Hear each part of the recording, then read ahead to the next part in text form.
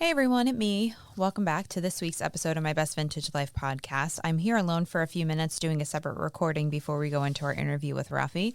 Just doing our normal little hello and deets. If you need to get in touch with us about any questions you might have, whether it be the podcast, suggestions, concerns, or if you have questions about wholesale vintage purchasing, please reach out to us via admin, ADMIN, at mybestvintagelifepodcast.com. That's admin at mybestvintagelifepodcast.com. You can find us on social media. Instagram. I don't know if I'm still shadow banned or not, but what's really helpful is if you love what we do on Instagram and you want to keep seeing our notifications, the algorithm is just a total bitch right now. And I know a lot of you feel the same way. And this goes with any accounts that you really love and want to see. If you go to our account page, there's a little bell up at the top. That's just going to give you a notification, and it's not a crazy notification or anything like that. It just lets you know, hey, my Best Vintage Life podcast has posted something new. So if you like what you see and you don't mind doing that, that would be great. Our website is www.mybestvintagelifepodcast.com. You can sign up for our Vintage for Business newsletter. That goes out about the 4th, 5th, 6th of every month. So if you're listening to this and it's still September 2nd, 3rd, you have a chance to sign up for the newsletter. It'll go out early next week, and that is always free. It's something that's really great for vintage resellers, but also can be great for vintage enthusiasts as well. So there is a little place where you can enter your email address and you'll get the emails. And I don't really do any kind of spam. I hardly ever send out an extra email. So something else that's exciting is right now our old retail math class from my Best Vintage Life Academy is available on the website, which is super exciting. And I'm going to be uploading individual classes on there. So if you go to the website, mybestvintagelifepodcast.com, and you go to the shop section, you can access it'll say, I think it says like online vintage classes. So you can find the retail math class through there, and you'll find other classes there as well. So very excited about that. Haven't gotten any wholesale pieces up yet. My priority has been getting the classes up because a lot of you have been asking about them, but there will be wholesale pieces up there soon. Sorry, I did not silence my phone.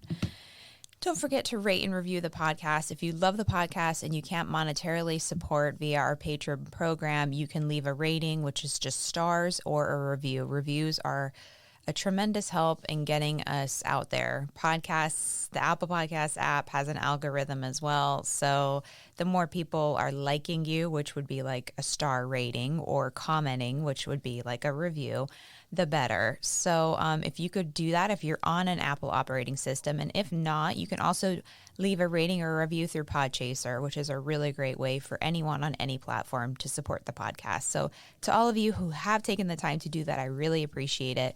And if you haven't done it yet, it literally just takes a few minutes of your time, and I am eternally grateful.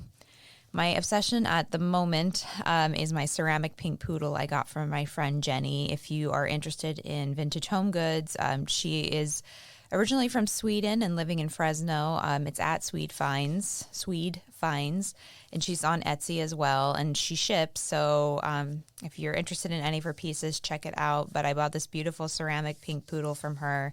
I got a ton of name suggestions. Honestly, I couldn't settle on one, so I'm still thinking. There were a few I liked more than the others, so we'll see. TBD. I'm sorry if you were looking forward to the name unveil. I can't pick one yet. And this week we don't have any new patrons, which is fine. We do appreciate all the patrons that we have, and obviously there's never any pressure to support the podcast monetarily. However, if you choose to do so, these are your options. You can support us at the $5 level, gets you a shout out on the show, business and or personal, a burning question for art, and 2 bonus episodes a month, which is fun.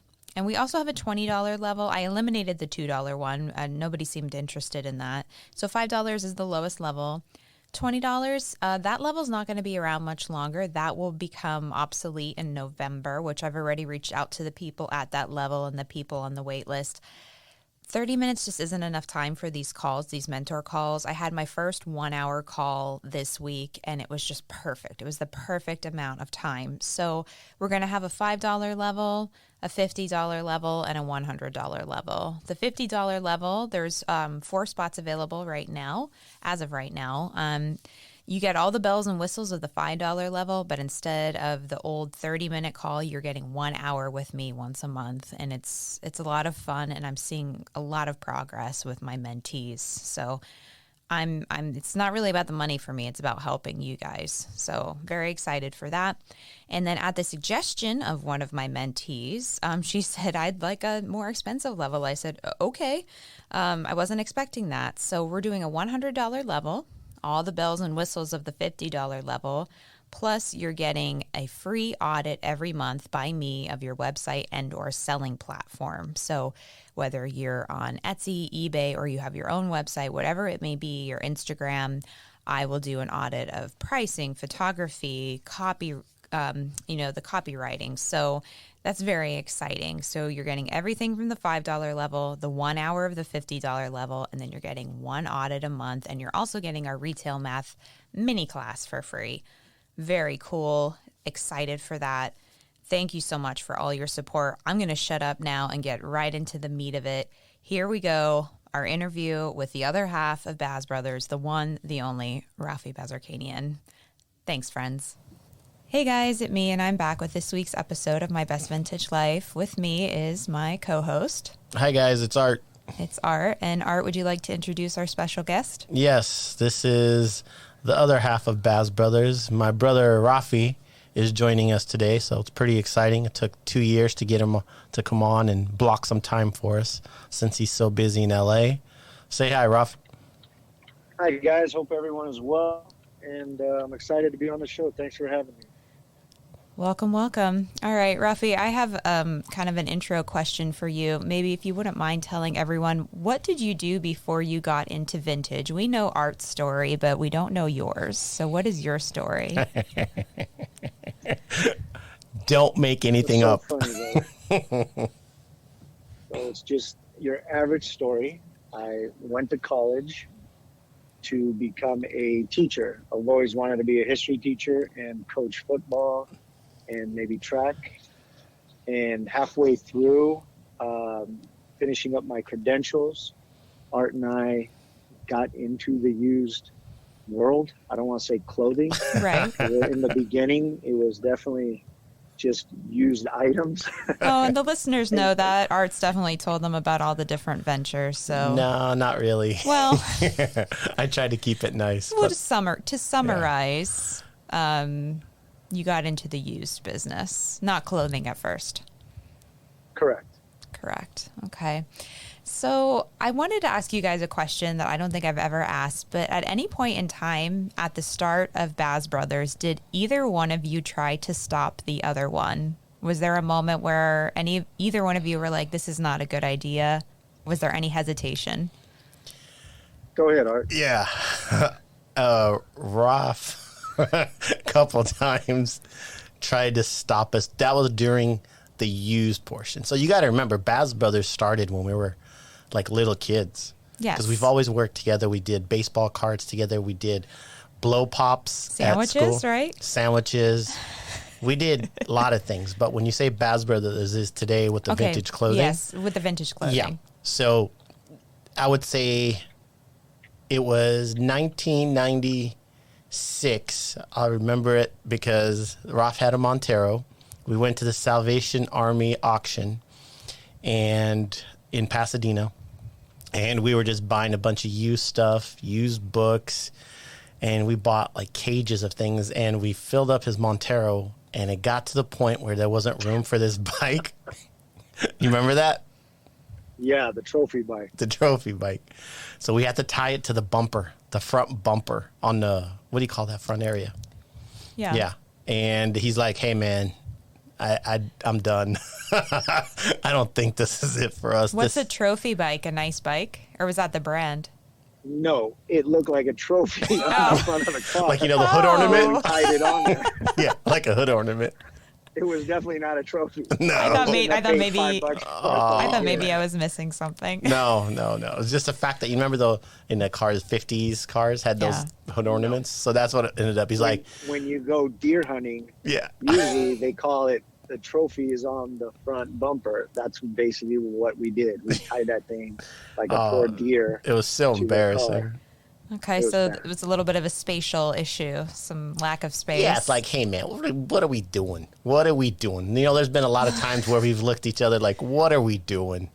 And it's great to have someone who's honest, like Raf, who... But at that time, I was still getting my credential, and I think you were still in chiropractic school. So it wasn't like we were ready to do this full time. It was just something we were doing part time.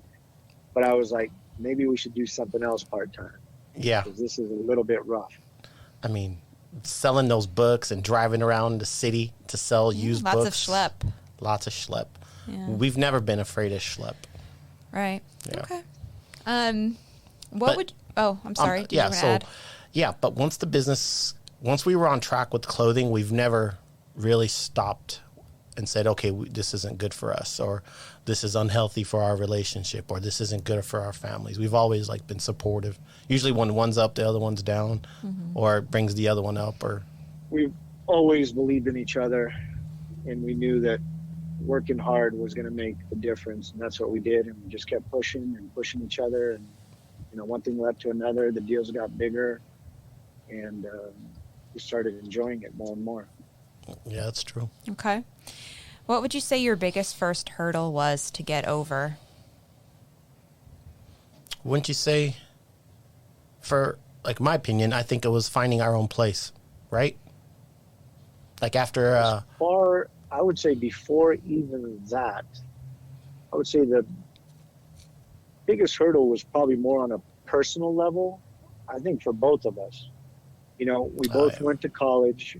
We both were getting our degrees, and we both had to convince our wives that we were going to let go of that and try something completely different. So first we had to get our spouses to believe in ourselves. Yeah, so it worked out good for Rob. Push through, and not so good for it wasn't an easy thing, but it was something that I think was really the first hurdle. That's true. I didn't even look at it that way.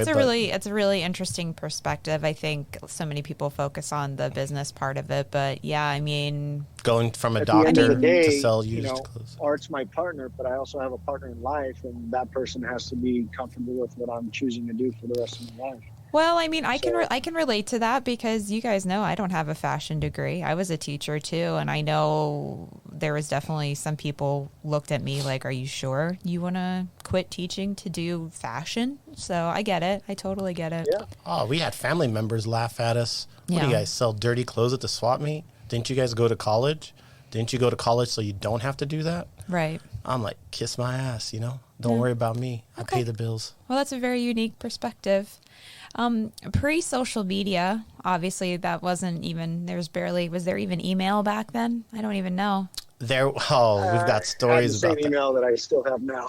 The AOL. Yeah, we still use AOL. Well, okay, my question is pre-social media, how did you guys put yourself out there? I know you guys have never really truly marketed, but how did you get the name out there and your business out there to the public? Go ahead, Raf. I've answered it a few times, but I'll chime in after you. In my opinion, as far as that goes, we're pretty old school. So basically word of mouth and each transaction, each business dealing, we're basically telling people who we are and what we believe in. And over the years, you get people to trust you and you build relationships that we've kept throughout those years. So for me, that's still the best way to build a business is through personal relationships with the client. And I think that's one thing that we've both been very strong at. Yeah, I agree.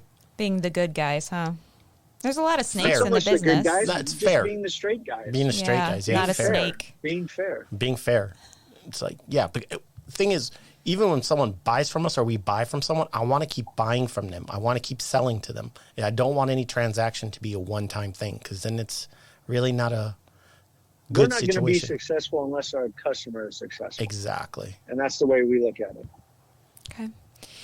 I know you guys have a lot of experiences with outdoor markets, whether they're flea markets. I mean, I don't think the word pop-up was really around back then, but what are your best tips for any kind of like pop-up success, flea market, Rose Bowl, whatever it may be? Do you guys have any specific tips? Yeah. Do you mean selling or buying? selling as a seller? Because we have a lot of vintage resellers listening to the podcast. I think the energy you bring to your booth is critical. And one thing me and Rafi were really good at is creating an environment where everybody was welcome. Mm-hmm. It was a fun environment. It wasn't never pretentious. It wasn't like, oh my God, please don't touch our stuff. It was like, welcome, come on in. We'd have music. Spin the wheel. Yeah, oh yeah, spin the wheel. You remember that? Do you want to elaborate on that, Rafi? We always came up with ways just to get people to interact with us. And we made this makeshift like Wheel of Fortune type device. And it was, like 5%, 10%. Discount. You bust out your best dance move for 10% off. Yeah. That's just fun. kept it fun and light. And, a lot of times people would, whether they wanted to buy something, they definitely wanted to spin that wheel. Yeah, they wanted to spin that wheel at the Rose Bowl. Yeah. We would bring a ping pong table out sometimes. I mean, we've always had fun. You know what? I think that ping pong table pissed off so many dealers. They're like, how the hell can you guys have 6 spaces, no workers, you guys set up everything, and you're playing ping pong, and you're still selling, and you're having a great time? Well, let's think about, because a lot of people that are setting up don't have quite as large of a space. So are there any tips you could recommend that aren't like necessarily? I would say this, like before you even go to set up at a market, go to the market as a buyer. Yeah. And go to throughout the entire market and try to pick a location where you feel that your items are going to be the strongest. Like have a neighbor, ask the neighbor or whoever's selling there, like, hey, do you usually set up here, and see what kind of things they sell. Try to do a little more research before you go and just set up. Do you remember? That'll make a big difference. Hey, Raf, do you remember how long did we buy at the Rose Bowl before we sold at the Rose Bowl? I would say at least 2 to 3 years. Yeah. Oh, okay. So you had a lot of pre-experience before selling. Well, because we were mostly buying for specific customers then and clients, and we were selling a lot of Jordans and Nikes overseas to Hong Kong. It was the early days of eBay. Yeah, right. Early days of eBay. Okay. So that's 97, 98. Any other tips you can offer? Yeah. Because I have a lot of people that are signed up for like fall markets and stuff like that. Me and Raf have mixed opinions on, like, what do you think about pricing your stuff, or should you not have price tags? What do you think about that, Raf? I would, let's go back a little bit. Like I'm dealing with a lot of people right now that I'm learning a lot from what they're doing at the Rose Bowl and some of these other markets. And they're creating like a little personal space where it's almost like this little curated space that kind of tells the personality and the vibe of the seller. When I sold, we were looking at it as more of a wholesale opportunity, and it was all about volume. Yeah. Yeah, now people are like putting rugs in their booth. I think that's changed quite a bit. And now it's about how you are curating and how your, Instagram followers are finding you. And it's kind of a different world. It's more of a niche market, and you're building your community based on what you want to sell and bring to that space. Yeah. We had very much a shotgun approach, and now it's become more like dialed in, scoped in, and our goal wasn't to try to sell as much as possible at the Rose Bowl. It was to try to find the bigger buyers, the bigger customers that we could bring back to our place and make them regular customers. And if they saw what we did and how we did it and what our pricing was like when we could get them that way, Yeah. Because it's a lot different now. I mean, you didn't have a platform to like display your personality to people beforehand. People were kind of coming into the market blind, Yeah, and then meeting. It's crazy to think that some of our clients that we still have today, we've met out there. Right. And they're still with us. Well, I think that's a good, a good example of building a relationship, especially for the listeners to hear. Yeah, old school style. Yep. Anything else you want to add to that? Raf? Yeah, just go out and have fun and don't expect to hit home runs your first few times out. It does take time and persistence. And as you build that small community, you're going to see that every month you're going to see similar faces that are coming in kind of appreciating what you do. and you just build on that. And before you know it, you're going to have a vibrant business. That's so true. I've got one young kid who has a lot of people, and he's so happy that he has repeat customers that specifically go and look for him at Fairfax. And, so Exactly. he, it makes him feel good, like he's curating properly. He's getting compliments. Hey, we love your booth, Well, what I tell the people that I'm mentoring right now is that it might not necessarily be a huge financial success every time, but you're gaining knowledge every time. It's a learning experience, and there's things you can take away from it. It's whether it's good things, bad things, and that in and of itself has value. That's the true value. Yeah. It can't always be about sales because, that's transient and goes away. You'll have ups and downs, but if you're taking something away from it, and even like some of our better buying days were days where it was bad selling days. They're opportunities. Right. Yeah. Yep. What keeps you guys going on hard days?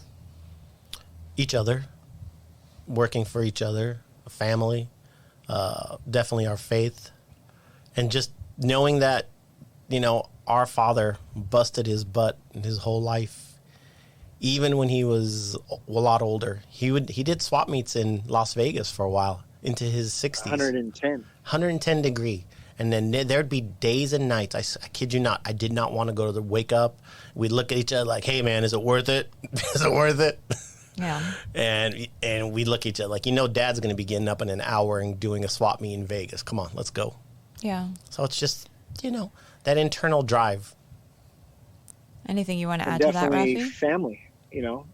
Every time we do something, we're doing it for our families and for each other, and knowing that he's got my back means the world to me, and I definitely don't want to let him down. That's why I try to keep that warehouse full as much as possible. Oh, if you could just see her face.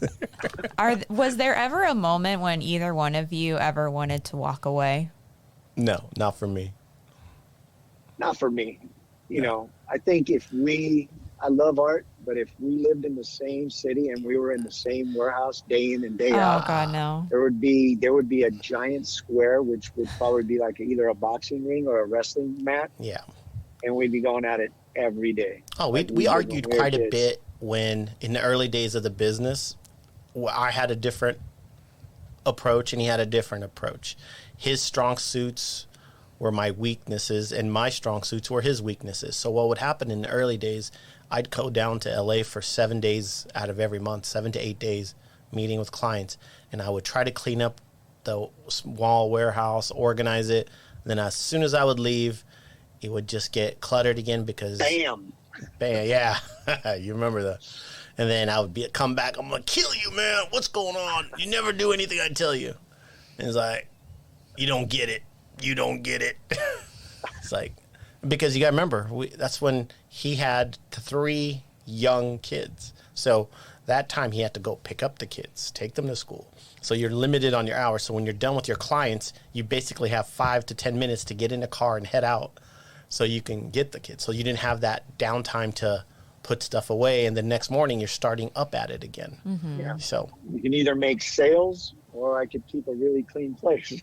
yeah. And, At the time, we needed sales. we needed sales. Yeah, that's what your brother always says when I get on him. He says he has to pick and choose his battles. So Yeah, you do. That's everything. that's why I just keep my house organized and turn a blind eye here. Yeah, well, look at this office. It's pristine. It is a You got to remember, sanctuary. in the beginning, I would say the first probably 15 years, Art and I were the only workers at Bowes Brothers. Well, I know I tell people that because people are like, "Oh, your warehouse is messy." I'm like, "Yeah, well, Art worked alone for a long time, so I don't know what you want one person to do." We did a little of everything. Yeah, but many Buying, hats. the selling, the cleaning, the paperwork, Yeah. you name it. But that's how we were able to build our business. Less putting overhead. and investing back into it. Yeah. Yeah. Okay, where do you, either one of you, see the vintage and or secondhand industry in 5 years? What do you think will happen? Do you see major changes? Do you think it'll stay the same? What do you predict? Go ahead, Ruff.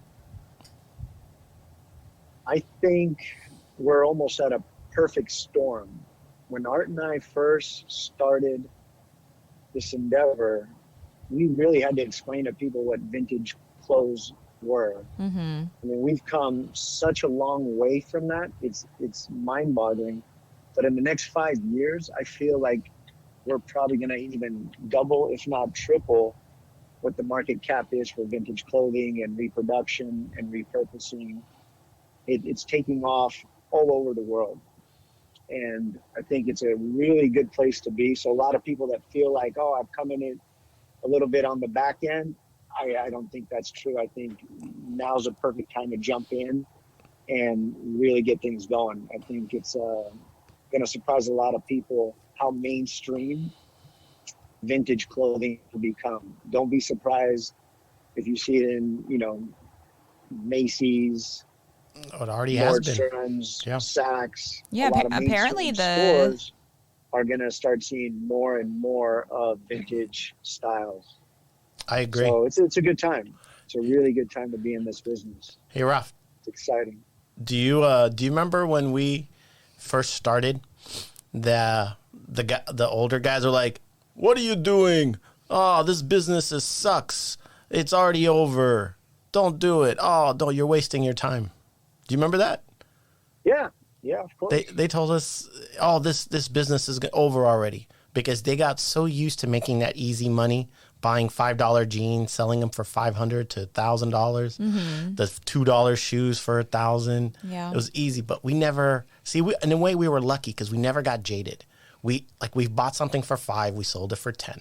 You bought something for $20, you sold it for $30, and we just built it on the volume. We didn't get those. Occasionally, you would get a home run, but we were just bunting and taking those walks and hit by pitches, whatever to get on base in a sense. Sorry for the baseball metaphors, but it was the easiest way to describe that. We didn't get that easy, quick hitters like these old timers got, and a lot of them, went out of the business pretty early. Right.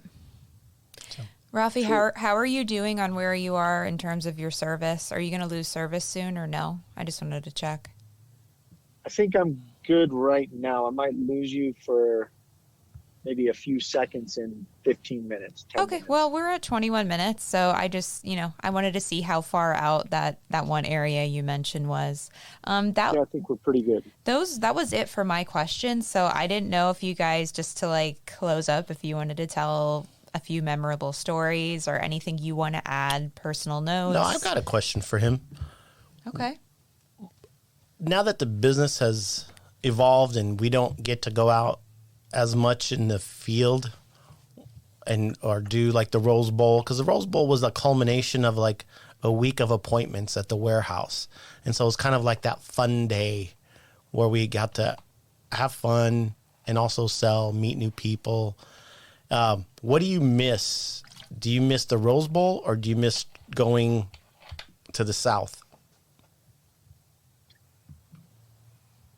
Honestly, I mean, where I am in LA, I still do see a lot of people.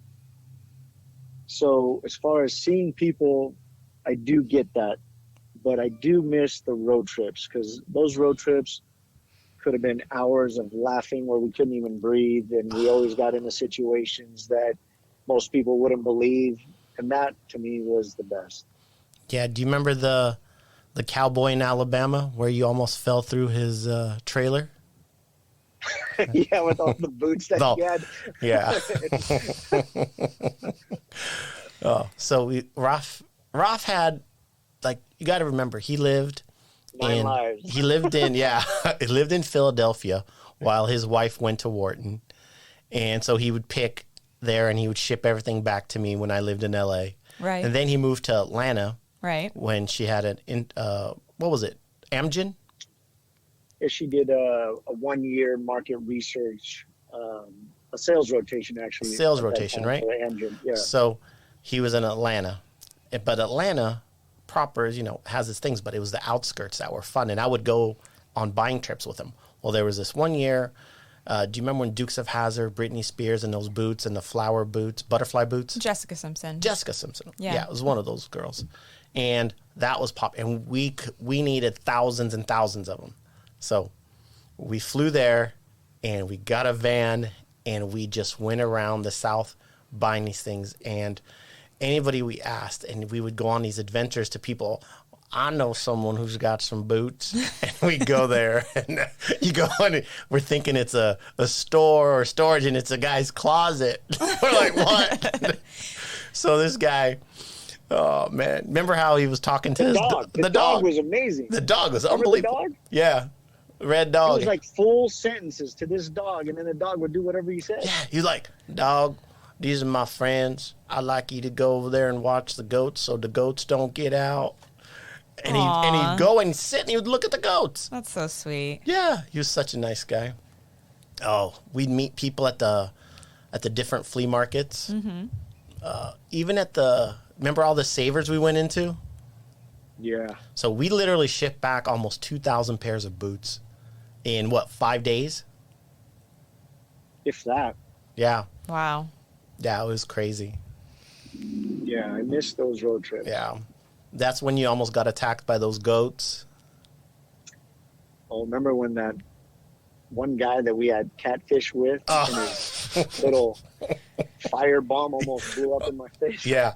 This guy was burning his trash. Rafa's standing next to a trash pile. He doesn't realize all the stuff. He's throwing in paint cans. Oh, no. Spray. What do you call those? Like aerosol? Aerosol spray cans. Oh, God. And this freaking thing explodes and goes That flying like a specifically rocket. say don't put near heat or flame. Oh, yeah. And he was bragging about this catfish that just basically tore our stomachs apart. It was like a po' boy? Or no? Me said pama. Oh, that's funny. Oh, yeah.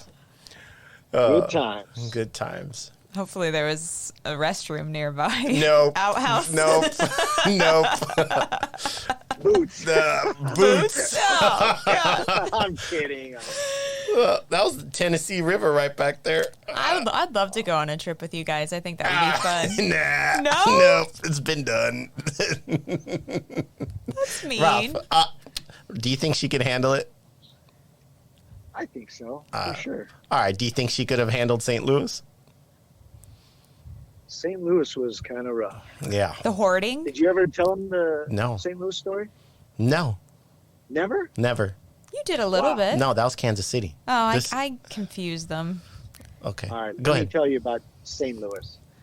So we have a mutual person in this industry calls me up one day and says, there's somebody selling 1,000-pound bales of vintage out of St. Louis. And they're claiming to have 1 million pounds. So I get on literally the next flight and fly out to St. Louis. I go to this place and I've never seen anything like it. Somebody that was in the vintage business had accumulated literally 1 million pounds and organized it in different categories. It was unbelievable. Wow. Organized. So this building was a 700,000 square foot building, and one of the floors, which was 100,000 square feet, housed all these clothes. I turn a corner and the first bale I see are Daisy Duke shorts, but all of them are Biggie and single stitch Levi's. The entire Daisy bale. Dukes. Daisy Dukes, Rafi. Dukes of Hazzard, Daisy Dukes. Yeah. And this was, I would say, probably at that time, definitely our biggest buy that we were going to do, but also potentially the biggest fight that we were going to get into. Because Art wasn't there with me. Now he had to rely on his baby brother to tell him, like, this is something we got to do. Yeah, Logistically, it was a nightmare. I'm sure. And money-wise, it was a stretch. But somehow, he had faith in what I was doing, and we made the deal happen. And I think to this day, it's probably the one thing that took us to that next level. Yeah. Do you remember those? We brought back, I want to say, probably 300,000 pounds of the 1 million pounds. And, bales of 646s, bales of military. Bales of wool, peacoats, all 10 button. Unbelievable. The stuff. vintage was on. Oh, all the painter pants. Do you remember all the painter pants and overalls? Painter pants. And it's one of those things that, Art and I through blessings, no other way to describe it, we always fall into things at the right time. Mm-hmm. The reason why this stuff was bailed at the time when this person was in the vintage business, everything had to be number one condition. Clean, no And stains, no holes. this person didn't want to throw these away because they were still vintage, but he didn't have a market for it. So I found out later through the landlord, they just left it there. And then to recoup some of the money, the people that owned the building sold it to us. But at that time, it was the first year people started to even look or even understand the value of distressed vintage jeans. And what year was So this? it was a perfect 2003, time. 2004. Okay. What do you think And it was happened to just the rest bales of it? and bales of unbelievable denim. Yeah, do you remember what we ended up selling, those shorts? They ended up going to Pink, Victoria's Secret Pink. Our friend who was at Abercrombie became the head at Pink, and that was our first big, huge order for a company. Yeah, and I remember the first time you told me that, I thought you were talking about the artist Pink, as in the singer-songwriter. 2 years old. And I was like, wow, she bought a lot of shorts. I didn't realize you were talking about Victoria's Secret. No, Victoria's Secret, yeah. Oh, it was really cool. Yeah. So that was we fun. got 300,000 pounds of it to Fresno. We also sold a couple of containers of things that we didn't want to other people. Okay. And then we had to get everything out of that building. So Ross went back out there. I went out there. How many times did we go out there? 5-6 times. But the crazy part is the humidity and the heat. The limp. I'm going to get to that and you could talk about it. But the humidity and the heat, we were losing 8 to 10 pounds a day and just drinking, not even having to go to the restroom. It was that bad. People in Midwest get it. They understand it. But it's a rush of work and then the prospect of like, what are you going to find?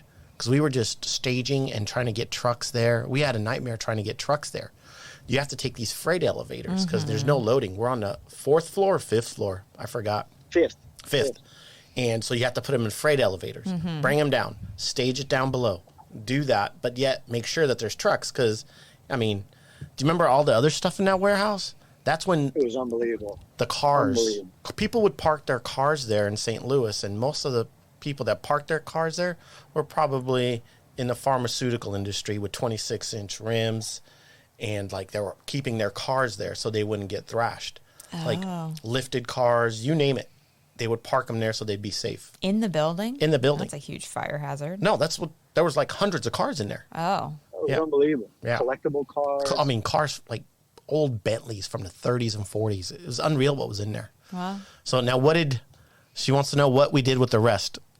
Where did it go from that building? Because we had to get it out because the people sold the building and they wanted to get it out. So tell her. You talking about the 700,000 pounds? Yeah. It wasn't that 7. We didn't take? That we didn't take, yeah. No, we left it for them because they were going to give it to all the charities and oh my God, their stores and all that. No, I'm talking about once you moved it over to the Lemp Brewery. Oh, the Lamp Brewery. Yeah. Oh, it's the haunted place, right? The Lamp Brewery, I go there and I'm by myself, and they said you can just go in there and you can start sorting some of the items. And at the time, I was going through Nike windbreaker bale, 1,000-pound bale of nothing but 80s and older Nike windbreakers. It was unbelievable. So I'm going through this thing, and it's probably about 11 o'clock at night. I have a light on, and everywhere else is dark. And I keep hearing the craziest noises you've ever heard, like a cat, walking sounds. There was multiple levels that you had to take stairs.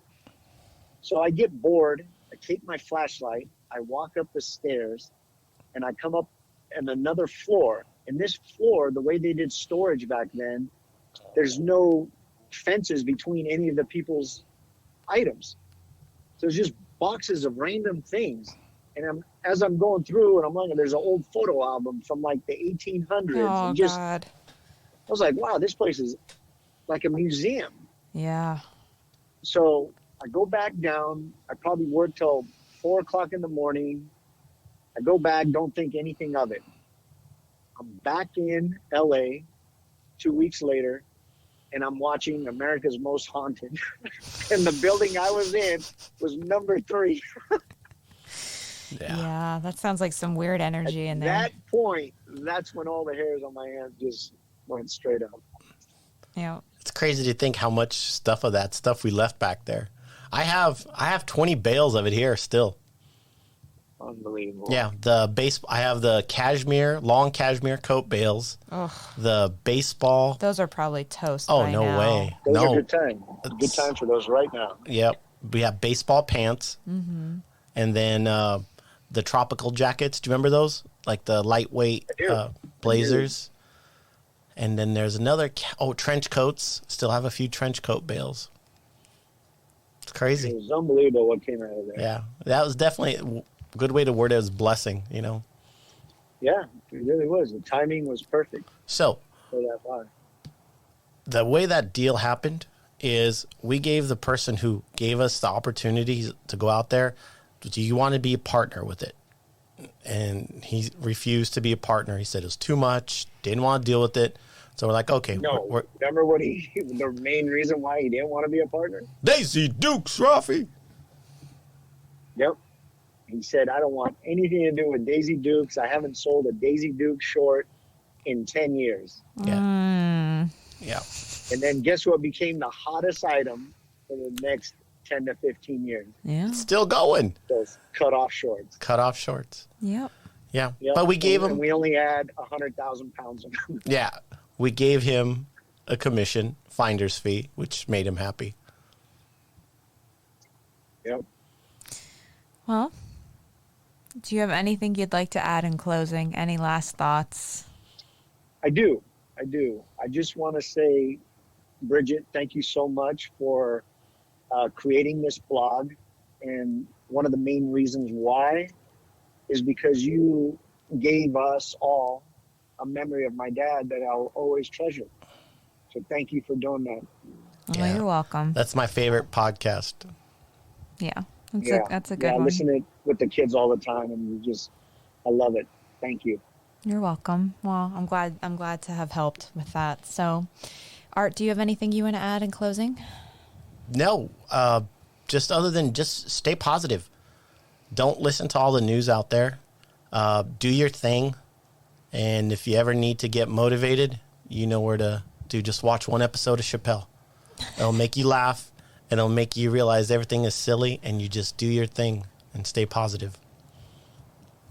All right, my friends. In the meantime, stay safe, stay sane, stay healthy, be kind, and don't be basic. Don't be basic. Bye. Bye, Ralph. Drive safe. Bye-bye. Bye. Thanks.